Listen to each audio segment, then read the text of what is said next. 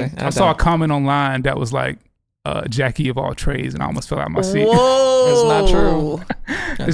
What is this something that you're not really good at that you like humbly? Yeah, there's a lot of that. So the way I describe it is I'm good with words. So that's really what you're seeing. It's just writing is words, poetry is words, rapping is words, speaking is words and language. And I'm creative, so I am able to do creative things. But I don't know how to like fry chicken. You know, I don't believe that, but go ahead. No, because it's like a technique to frying chicken well. Okay. Like Maybe it'll either terrible. be undercooked or overcooked. That little medium in between, I feel like you got to be 70 with like elbow fat to know how to do that, and I just don't have it. So with elbow fat is crazy. So there's a lot of things. So you really dress well. You like I into do. aesthetic. You have a good eye for design and stuff. Yeah, I like beauty. I think how the clothes you wear is a way to express your creative. Yeah. Yeah, and you won't agree with me here, but I think you sing well. Like it's decent. Okay, so on your Crescendo project, the song with Joe, so I hear you on the hook. I hear you. Did you go play it back just to check? You know what I'm saying? I was actually using it as an A&R note because I was like, Jackie be fighting me on the melodies, but I hear it. We gonna run it up on these next few songs. Anyway, just nervous. It's all good. You sound great. Appreciate it. So how is obviously I feel like when I ask this question, you are blunt and honest. So my reaction sometimes like, oh well, I did ask her how she's doing, so I didn't expect to get. You talking about yesterday?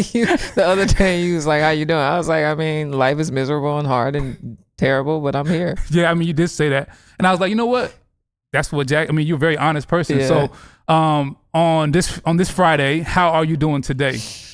Today I am better. I am more hopeful than I was when the week began. I'm also a little stressed just because I have like 45 text messages that I need to respond to, and so I'm trying to figure out when I'm gonna do that. And so that's a lot. Yeah, that's a lot of text messages. But I'm good.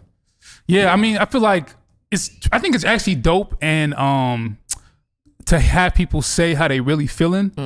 Because it is kind of like pleasantries. Yeah. But I feel like you seem to like be very vulnerable, honest, and open. And so even with people that you don't even know well, you kind of shoot it straight. Catches them off guard. And to me, it prompts me to like, oh, well, let me engage with you in a way based on how you actually are feeling. Yeah. Which I think is helpful. You know what I'm saying? And for me, it's not even vulnerability. It's just transparency. Because I think pretentiousness takes a lot of work for me. It takes a lot of work for me to try to navigate other people's feelings and emotions. Right. And so it just feels like, nah, let me be authentic. That's why I don't like small talk. It's like, if we're not going to talk about what's like facts, then I don't really want to do it. I don't want to participate. So I have a question about pretentiousness, because I feel like I see you speaking all over the country, all over the world, I guess. I don't know if you're doing a lot of international dates. And there is a way that sometimes the conferences, Christian culture that I've experienced in, there's like the small talk, catty pleasantries be on 100. Oh yeah. How do you do in those spaces? Green rooms, people that you necessarily don't have a relationship with, and they all on your grill asking you questions that you feel like are annoying, boring, or. Anytime I go into, I had to learn this because I'm an introvert. I'm socially anxious, insecure, shy in some ways, and so I've had to learn that when I am in a space, I am there to serve. And I think when your perspective is service, it then positions you to just be available, you know, and meet people where they are. So like, it means kindness. Right. So if small talk is the way to honor and serve this person, that's what I'm gonna do. You know what I'm saying? Dope. If answering your questions, all of them, is the way to serve you, that's what I'm gonna do. But then I know myself enough to know if I reach a max where I don't have enough energy to maintain that kindness, then it's like, hey, can I go in the green room just so I can process and pray and do all the things? So knowing myself, but also positioning myself to just be a servant, I think that's important. That's super dope. And has there been a time when you like, wanted to preserve that or retreat and people didn't really catch the signal? All the time. Okay. All the time. That's why having somebody with me has been helpful, because they can communicate what you can't communicate. But that's when you have to lean into the Lord. I think when you look at the Gospels, you see Jesus being pulled in so many directions all the time. As soon as he done praying y'all in his face, asking to be healed. And I think that's why he prayed as much as he did, so that when he was pulled on, he had the energy and the power to give the people what they needed. And so to me, if I reach my max quicker, it might actually reveal that my intimacy is lacking somewhere. Maybe. Hey, that's amazing. That's good. Yeah. So I know we could talk about this all day, but I think the kind of theme and the backdrop to this conversation is about the music. I feel like, I'm a fan of the podcast. I'm a fan of obviously you tap into. Right, absolutely. We all like, we're all tapped in. We all tapped in. But I think it's just refreshing and dope to hear about you as a musician, as an artist, because I feel like that's a side that people need to learn more about. So, I guess I could kind of tell the story, but Meah, you had some thoughts about how you wanted to know like how this thing. Yeah, because you manage like just so many different things and so many other roles. I can only imagine how maybe even exciting it is bringing music back into the mix, but even how it's kind of like rearranging, trying to fit it into everything that you're still currently doing. How has it been navigating the change of bringing music back into the mix and then bringing it in with your daily routine? It's actually been easier because a part of the reason why I wasn't doing ministry is because, not ministry, music, is because I didn't have margin. And it seemed unwise to be writing and preaching and teaching with 4 kids, a husband. We even have businesses and managing all of that. So when I made the decision to pause on writing books for a couple years, that opened up a lot of room and space for me to do this. So nothing really has changed. If anything, writing a song is just way easier than writing a book. And so it feels like I'm able to be creative in a way that doesn't tax me to the same degree. And y'all, when she says easy, she ain't just cat. I've been in the studio with Jackie for all week. Yeah. And this amazing woman comes to the studio with verses, and she cut like 5 songs in one day, y'all. Sheesh. And they all hard. So I'm not. God is great. It was like, good. yo, I mean, we knew, but it was like, this week I was able to see the volume in like a extended period of time. So I was like, oh, we knew, but now I really know. This is kind of easy for you. I mean, which is dope. A little bit. Obviously, and I feel like that ahead. feels like a flex. Nah. It's not. It's just, I think when you look at it like, if you write books, right? So a book is usually minimum 50,000 words. If you write a sermon might be around 5,000 to 6,000 words. I've been in the back producing. I've been in the back writing and thinking and processing. So when it comes to a book that's 50,000 words and a song that's 16 bars, it's just easier for that reason. Yeah. If anything, what's hard is not the content or the words, it's the cadence. It's finding ways to be different and unique. Like that's been more of a challenge than actual verses. And I feel like you've hit some strides and finding new pockets, which has been super fun to watch. But we can go deep on that. But I also want people to kind of like learn about how you coming to Reach Records came about. And like, you've had interviews, you talked about it in some ways. Yeah. People know some of the story, but I think it'd be good to just rehash like, you deciding you want to rap from Stay Low to the 116 Life podcast to the Studio B at Reach Records. Like, how did this come together? Yeah. So I don't really remember the moment, but I do remember last year, probably a year and a half ago, I kind of got emotional with Preston, telling him that I feel sad that I can't create music because I love music. Like music is just, I don't know. I just think God has been very kind to us to give us sound. And I didn't think it would be a possibility for me to create again. So I think in the background is even my lament that God has responded to. And so when me and you connected at Children's Church, and we were talking through music and stuff like that, I was already in the back thinking about like releasing my own project on my own. You know what I'm saying? But then I just didn't feel peace. I just felt uncomfortable. For sure. And I was like, why do I feel uncomfortable about this? And so when we connected, I was like, Lord, do you want me to do something with Reach? And so I was driving in the car and I literally said, Lord, if you want me to release a project with Reach, make it happen. And so I think some time passed and then you text me and said something like, hey, pause on that project that you working on, You didn't know that I had already been praying. Hallelujah. So that's how it worked. It really, I think you were really the catalyst because it wasn't necessarily just Reach as a brand. It was also the partnership. Okay. It was like, I think Ace is a integral dude, an interesting dude, a creative dude. And I feel like in partnership with somebody like that, I could create something good. And so, yeah. That's dope because I think I got goosebumps. So when I saw Jackie at Children's Church, I kind of had a feeling like sometimes like people have come up to me before and been like, Yo, biblical bars. Bars. These biblical bars. Son. All day. You know what I'm saying? Everybody ain't got the gift. King and I ain't got the gift. She got the gift. Y'all ain't got the gift. You dependent on demons and lean to do what you doing. This ain't nothing but the spirit of God. That's all I got to say. Yo, that's like a WWE. I was really impressed with the squat though. That squat was crazy. Crazy the whole USA like athlete. No, that man's hamstrings is wild. Did he leap over the table? And I'm just trying to recap everything that was a lot. Shout out Lecrae. People have come up to me before. This is not. I made that a clip. That's crazy. That's amazing. People have like, I'm not pointing this about myself. I wanted to tell the story about myself to point to God and end this. People have come up to me before and been like, "Yo, Ace, boy, you found RG, boy, you found Hovey, and you like." I hired Anike, formerly Wande, and I'm like, yeah, but I promise you, there was like a spiritual eyesight that I had when I made those decisions. It really wasn't me. Yeah. And when I saw you in children's church, Jackie, I had like just a feeling of, we gonna do something. And it wasn't so. And so my text was me responding to a feeling that the Spirit gave me already. Yeah. And so if you was on that same wavelength or that same frequency, not to sound like that. I know that word has connotations. Don't kill us. Come on, y'all. You already killed us on that other joke. Right?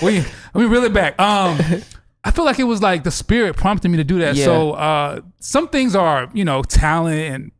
A lot of things really God just be moving. You know what I'm saying? So because it's timing. To me, I feel like I talked to somebody about this, one of the interviews, and I was like, at the end of the day, I don't want to do anything that God isn't involved in. You got Moses like, hey, like if you're not gonna go with us, I don't want to go. And it's not like they didn't have the skill set needed to march. It's not like they didn't have the people and the means and the resources to fight. It's just that like your giftedness will not carry you into certain things. And so for me, it's like, no, like I don't want to sign with Reach. I don't want to connect. I don't even want to create music if this ain't what you got for me. And so when I felt released, I knew that something beautiful would come out of it. I just knew it because he's with us. That's amazing. We have to talk about First Draft, first single drop since you got signed. What made First Draft the best release for your comeback into music, signing with Reach, all of that? I don't know. Because I wasn't even in love with it like that. Because I think I told you some of my feelings about, I think the first beat, because it just felt kind of West Coasty, and I'm not the biggest fan of like West Coast sounding music. So it was really a trust. It was like me trusting Ace's vision and his ear. But it did feel good. Like that second verse in particular felt like me able to release a sound that I haven't released before, that was more contemporary, more Southern, more like, if you're in the world, you might actually think I'm in the world with you. So I think it felt like a display of the different styles that I'm able to present in music. So I think it was, I don't know, people really liked it. So yeah, people was eating it up. It was hard. I feel like I'm gonna big you up because making that song. I mean, you were essentially very particular on the production. I mean, so we had did the session. I think we started at like 4:00. We didn't leave the studio till 7:00. And Jackie was having the producer, shout out to Jube and Alex, redo that beat. I mean, she was really pushing, and I think that was dope to watch. Because I think I love when artists can kind of know the sound they're looking for. But I feel like, man, it was just so good to hear you on some slap. You know what I'm saying? 'Cause we know you can rap. But you not like, okay, people who are extremely well-read, articulate in the faith, sometimes there's this connotation of like they're very like kind of like heady and like copy shop vibes. You had that about you? Sorry, that sounds mean, but you got some hood tendencies. Talk about that. I mean, I was raised in St. Louis, and so I think a big part of what you see in me now, it's not like the Jackie from St. Louis is gone. She's just a little more refined, Just refined in what way? I think even my articulation, right? Like when I first got saved, like if you listen to, like it's online, if you listen to my old stuff, like the way I talk, people could not understand me, and it wasn't that I was inarticulate. It was just that in St. Louis, we merge all our words together. So I remember I was in LA and I had a meeting with somebody. And not a meeting, I was hanging out with somebody, and they was like, where are you? I asked them a question. I said, where you finna go? And she said, huh?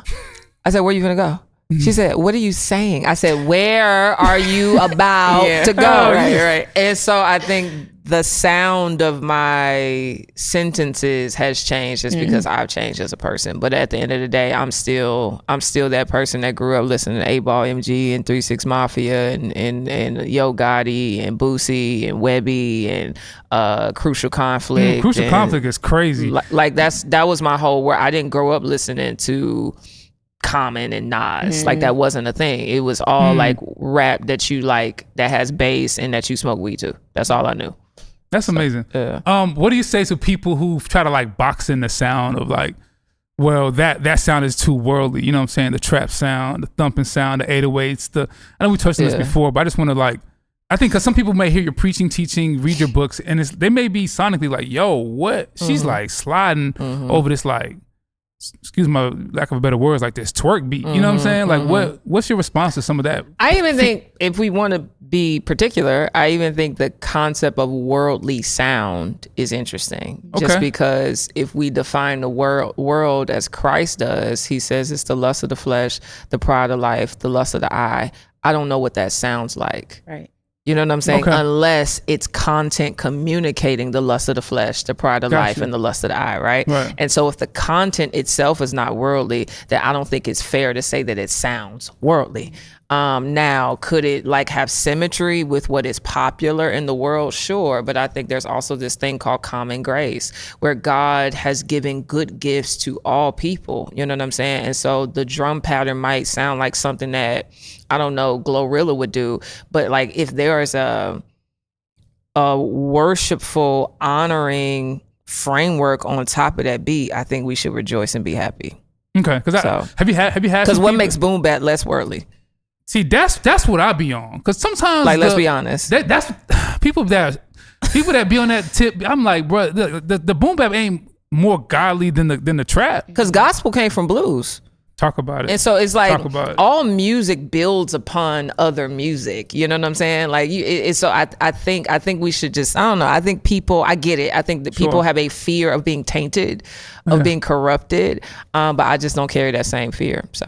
And have you had some fear? Have you seen like any since first draft? I know you have a lot of like online critics as much as you have supporters. There's like these web of people that, and I know you told me before you don't be reading the comments. I don't. Thank you for that. Yeah. What a very like healthy, emotionally healthy soul you are.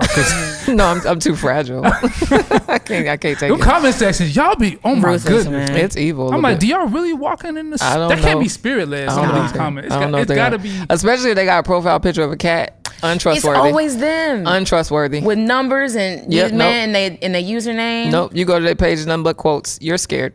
Yo, y'all really? I'm like, you know, I was talking. People take the time to comment something so toxic about somebody they have never met. Yeah. That's a different type of divisiveness in people. I'm just saying.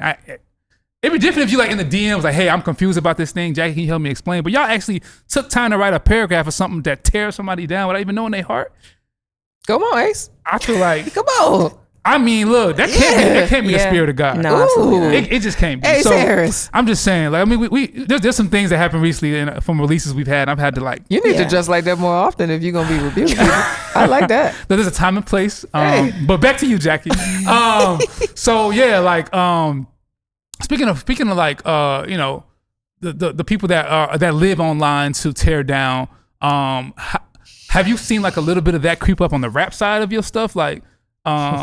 How's you can, and let me know if I'm taken to a place that triggers you. Please forgive. When first draft was out, no, it obviously came up during the Rapzilla situation. So I think prior to that, all I saw was positive vibes. After that, not so much. Okay. Yeah. Okay. We gonna get to that. We're gonna get to that. We gonna hold tight. We driving slow. Yeah, I ain't know how else to say it. And I have a question about back to the art side. In terms of like poetry, rapping, is there like a different approach that you take when you're writing poetry, writing books, and writing rap? That's like what's the process of writing raps that's different from that? That's a great question. So what makes rap different from everything is that the music drives my approach. And so I've heard about how like Tupac would just write and then just slap that on anything. You know what I'm saying? Anything is rude, but like he would just, and you could actually hear it. As a Biggie fan, I kind of, it sounded like the cadence was a little off and all the things. So for me, I have to hear the beat, and then what the beat produces is how I write. Even the technicalities of my sound and the placement of the certain words and all the things. So I think that's automatically different than a book, which will be an idea that then produces particular comment or content. So it's like, oh, I want to write about the holiness of God. And so now let me study and research and do all the stuff. And so I think that's one of the differences. And even with poetry, I think poetry was more, you have to balance this. If you're a poet who wants to be helpful, you have to balance creativity with clarity, which is hard because poetry can hide things. Like you can write so deep that only you know what the heck you talk about. For sure. And that's unhelpful at the end of the day. It's like tongues without interpretation. And so I think with rap, I still have to, that's actually a little harder for me to be as clear as I could be because I'm not really going for punches.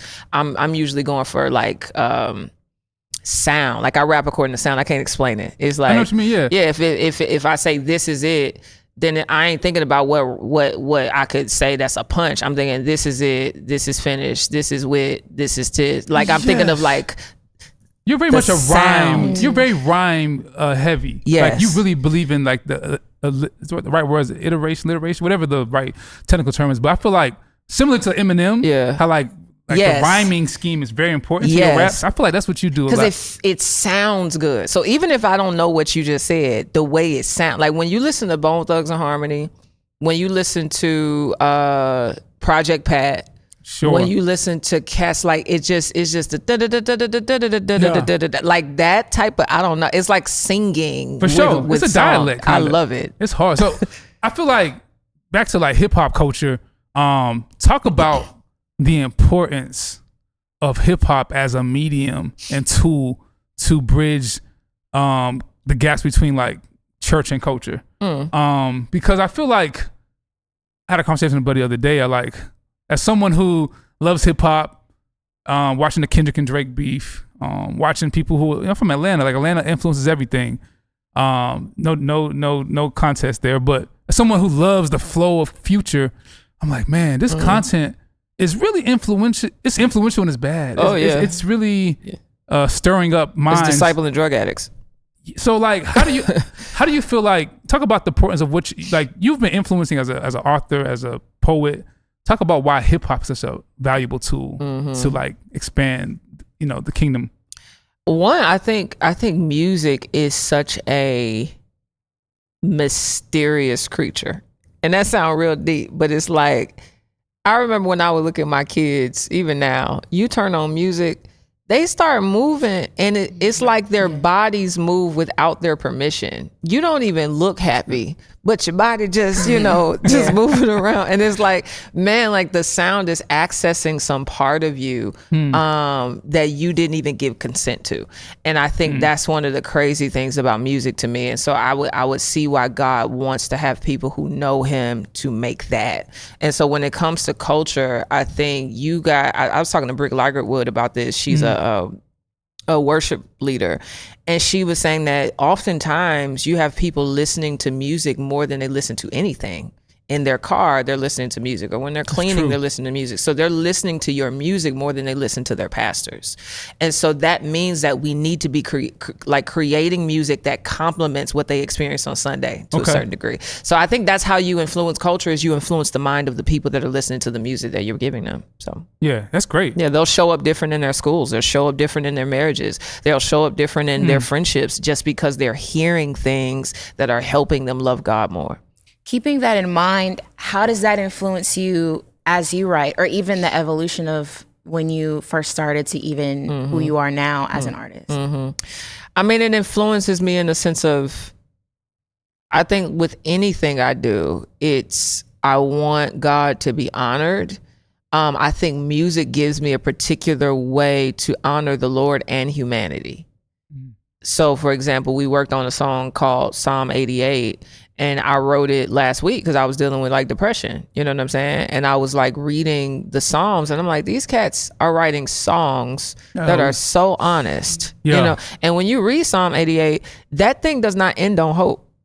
He's like, God, I'm mad, I'm sad, all my friends are left, death is better than me. It's over. It's just over. Yeah. And I think as an artist, you can feel this pressure sometimes, and I think it's helpful to like, no, I gotta end on hope. I gotta preach the gospel at the end. I gotta da-da-da-da. But the psalmists in the scriptures didn't. The original songwriter. Right. Yeah. And so to me, that means that I think music gives us an avenue by which to just explore and be honest about how we feel as human beings. So it might not be super articulate or theological, but it does like provoke this like honesty.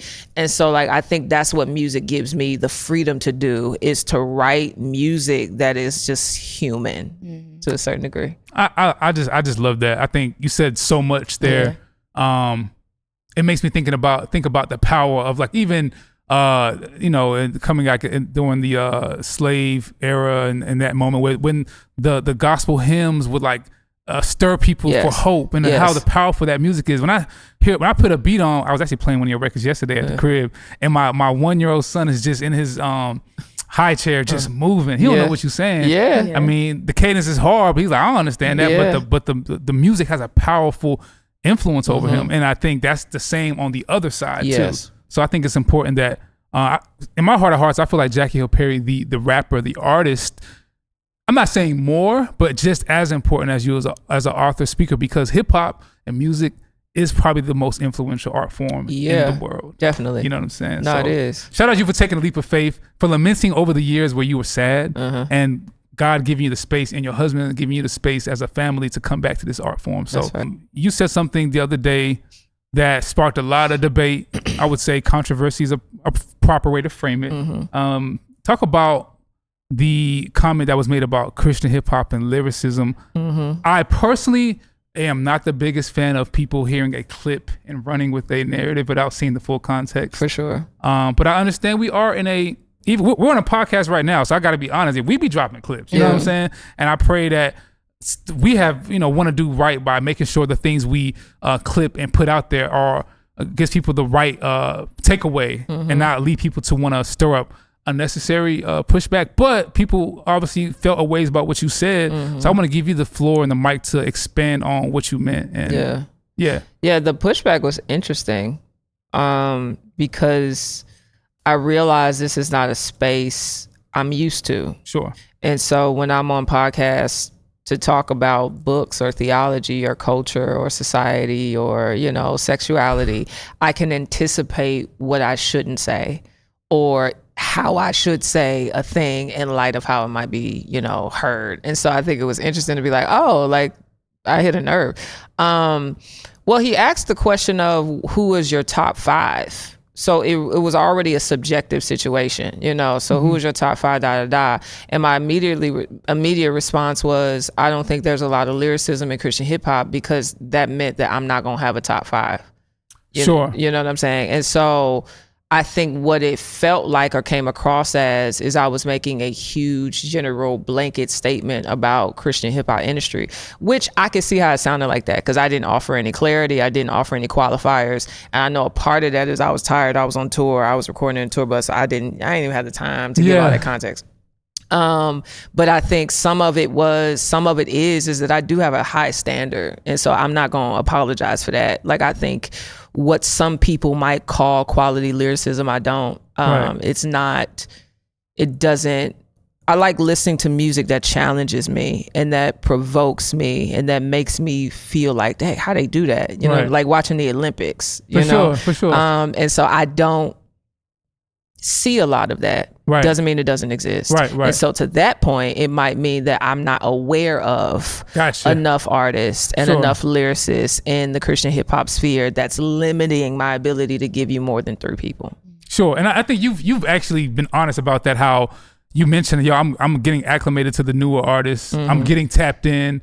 And so is it fair to say that comment was made with where you were at the time in terms of what you have been tapped to? For sure. Okay. Yeah, I can, because again, who are your top 5. You know what I'm saying? So all I could pull from was what I know. Right now. You know what I'm saying? Like, all I could pull from is who I know. But yeah, I think it's fair to say that there was a level of ignorance to the industry that was a part of me making that statement. Yeah, and I feel like obviously there's amazing lyricists in the space. Everybody has their subjective bar what great lyricism is. There are people who I feel like you can unanimously. There's people like Swoop, people like Jay Monty.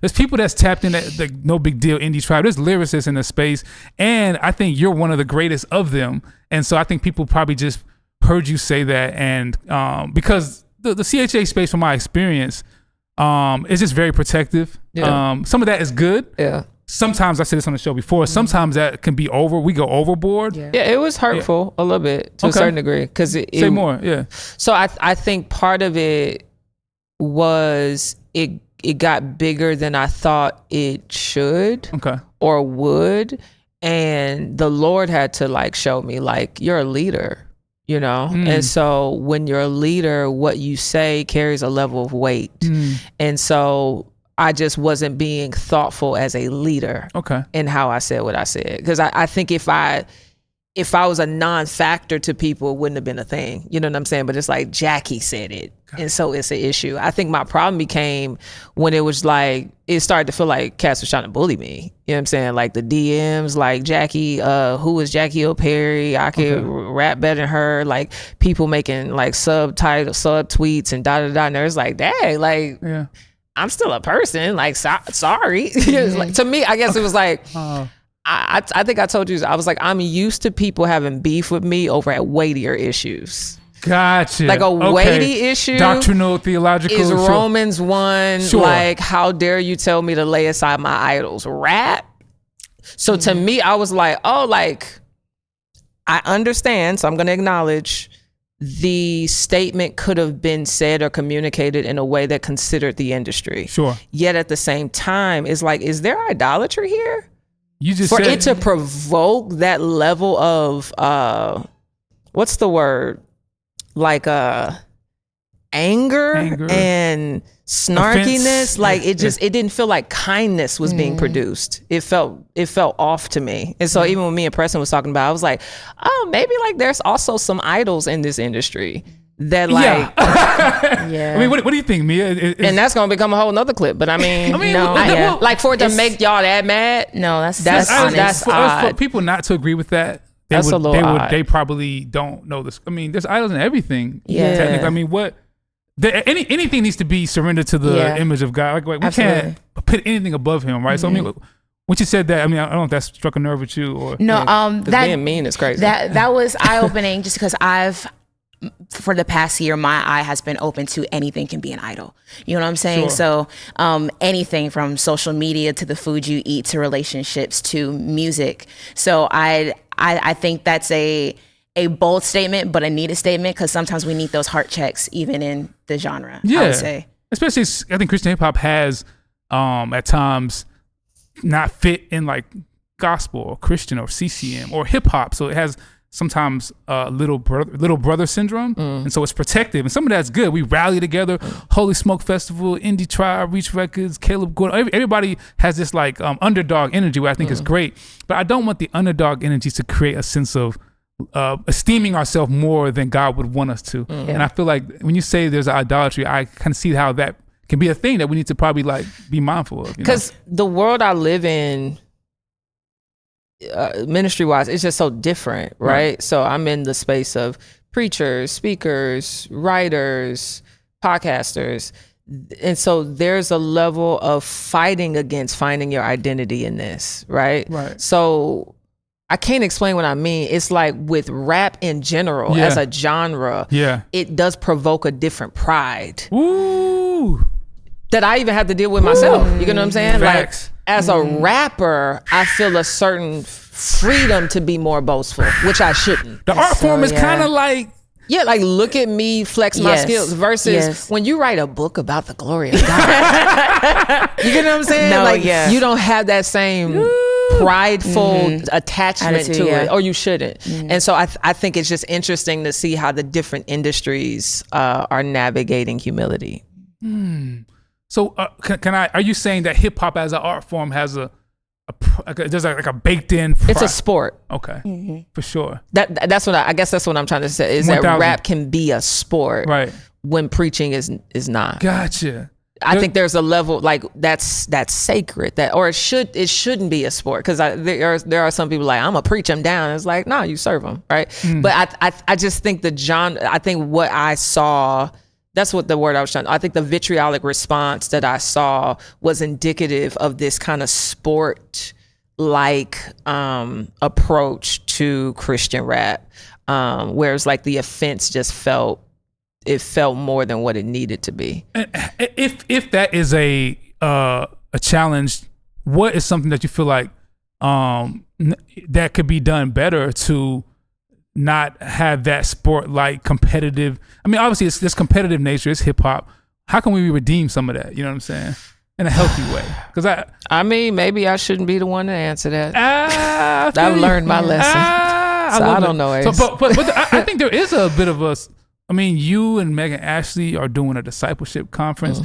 We've had Show Baraka here, and we've mentioned something about Christian hip hop artists, rappers, and the local church, or the need for more. Yeah. What are your thoughts on not just limited to hip hop, but the need for discipleship? And maybe as hip hop artists, talk about the importance and the need for that. Yeah, well, I'll just speak to it when it comes to whatever you make or create or steward. It's like, which I also mentioned in the Rapzilla interview that wasn't talked about, is that like we need the church like to make us holistic lovers of Jesus. You know, we need the preaching of the word. We need the fellowship of the saints. We need the communion. We need the prayers. We need all of that so that then when we touch something, we touch it in a holy way.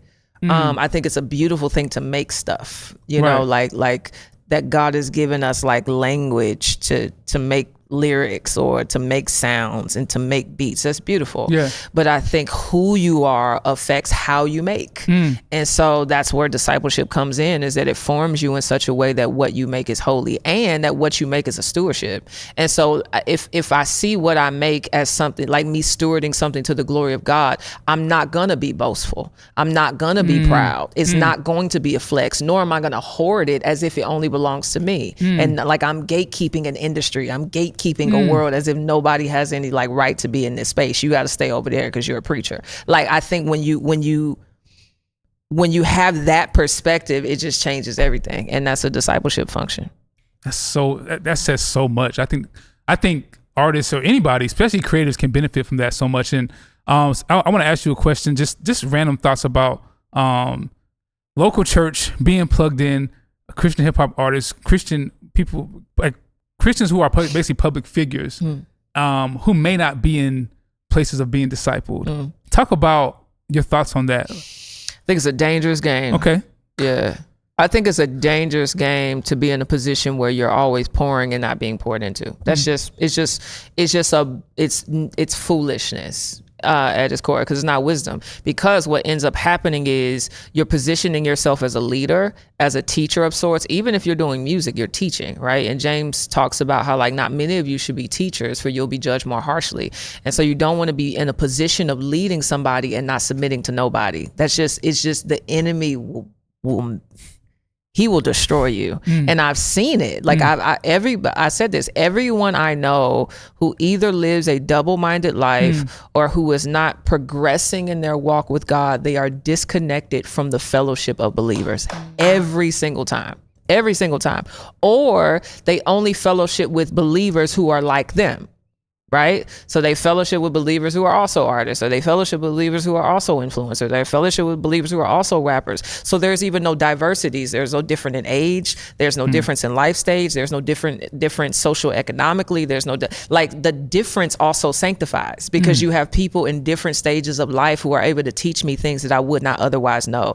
And so I think if you're a person who God has gifted with influence, the way you steward that influence is by placing yourself in the position to be like, not even just like rebuked all the time, but even seen. Yeah. You get what I'm saying? For sure. Like for me to go through last week and be depressed, I didn't need to be rebuked. I needed to be seen. That's good. But I had relationships with people that could see me. That's so and so good. they were able to help stir up my hope. They were able to help me address my despair so that I can come on this podcast and not be like lamenting all the time. You know what I'm saying? I love it, And Jackie. so like that's what great. community and fellowship with other churches, in a church does.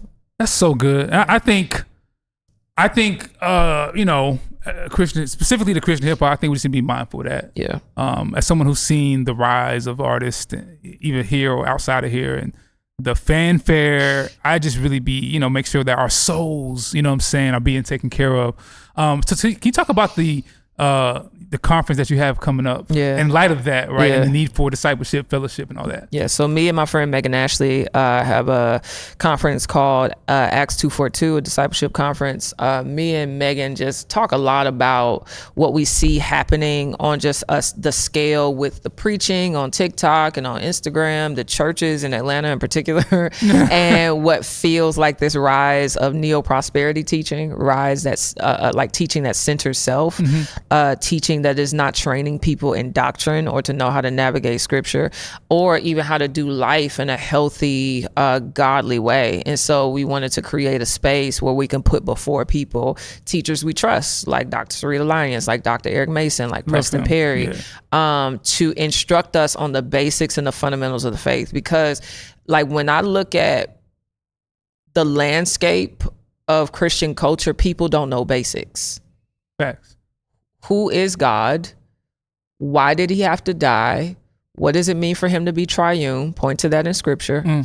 Why are we saved by grace through faith? What is justification? What is atonement? What is propitiation? What is expiation? Does it matter, right? Are you making disciples? Like just basic, like everybody want to be deep and profound and people don't even know how to pray. And so Acts 242 is really just a space where we could just get back to the basics like in Acts. I think everybody's listening needs to go sign up, register right now. I want to also give you a chance to talk about the things you're working on musically. I know we can't let too much out the bag because we cooking, but talk about just a little bit about your journey with music right now, what you're working on, what you got coming.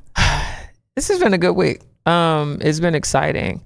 I think it's been exciting even because some of the music that we created, those are verses I wrote 2 years ago. And so it's cool to see that God wastes nothing. That's dope. While I was pregnant in the pandemic, just feeling like, man, I'm so bored. Let me write some raps. And to see that they could be repurposed is, I don't know, exciting to me.